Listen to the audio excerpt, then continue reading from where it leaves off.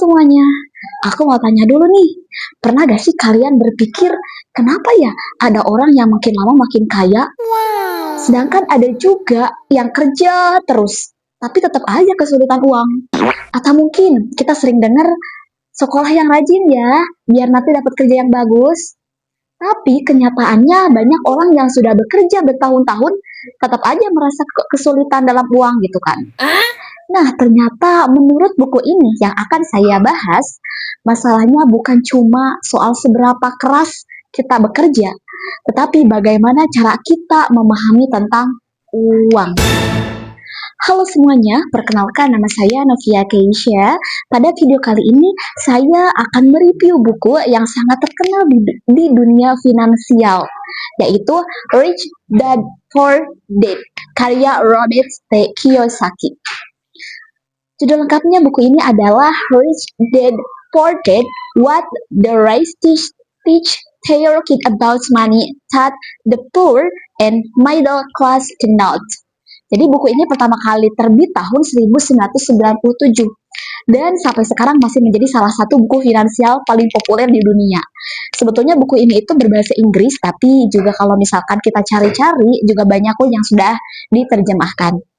Jumlah halamannya itu sekitar 300 halaman tergantung edisi cetaknya. Nah, buku ini juga membahas tentang perbedaan pola pikir orang kaya dan juga orang miskin terhadap uang. Oke, kita langsung saja kepada pembahasan.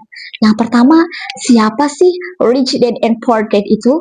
Nah, dalam buku ini ada dua tokoh penting, yaitu Rich Dad, ayah dari teman Robert. Nah, beliau tidak terlalu tinggi pendidikannya, tapi sangat pintar soal bisnis dan juga investasi. Terus juga Poor Dad, ayah kandung Robert sendiri.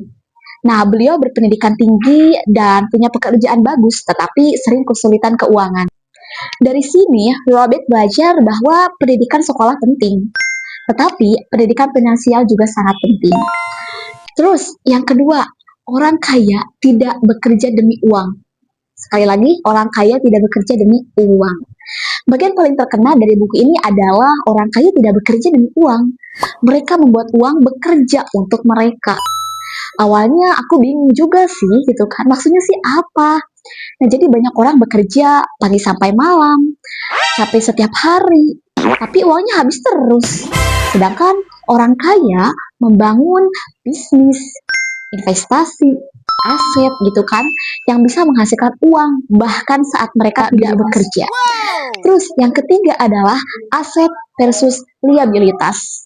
Nah, buku ini juga menjelaskan tentang aset dan liabilitas. Aset itu sesuatu yang menghasilkan uang. Contohnya seperti bisnis, investasi, properti yang disewakan gitu ya. Sedangkan liabilitas sesuatu yang membuat uang keluar terus. Misalnya cicilan berlebihan, barang mahal yang sebenarnya tidak dibutuhkan. Kadang kita merasa kaya karena punya barang mewah gitu, padahal dompetnya menipis. Kadang kita merasa kaya gitu kan karena punya barang mewah, padahal dompetnya menangis. Terus yang ketiga adalah kaitannya dengan kehidupan sekarang. Nah, menurutku buku ini jelas sangat relate banget dengan kehidupan sekarang, apalagi di era media sosial ya. Kadang orang berlomba terlihat kaya gitu. Contohnya kayak gadget terbaru, outfit branded, nongkrong mahal. Padahal bisa jadi semuanya itu hasil cicilan gitu. Buku ini mengajarkan bahwa terlihat kaya dan benar-benar kaya itu berbeda. Terus selanjutnya yang keempat adalah pendidikan finansial. Robert Kiyosaki juga mengatakan bahwa di sekolah kita belajar matematika, IPA, dan juga banyak pelajaran lain, tapi jarang diajarkan cara mengelola uang. Makanya banyak orang yang pintar akademik, punya pekerjaan bagus, tapi tetap aja kesulitan mengatur keuangan. Oke, sebagai kesimpulan dari buku Rich Dad Poor Dad mengajarkan bahwa kesuksesan finansial tidak hanya ditentukan oleh seberapa besar gaji kita, tetapi sebagaimana cara kita mengelola uang dan pola pikir kita terhadap uang. Buku ini juga membuat kita sadar bahwa bekerja keras itu penting, tetapi bekerja cerdas juga sama pentingnya.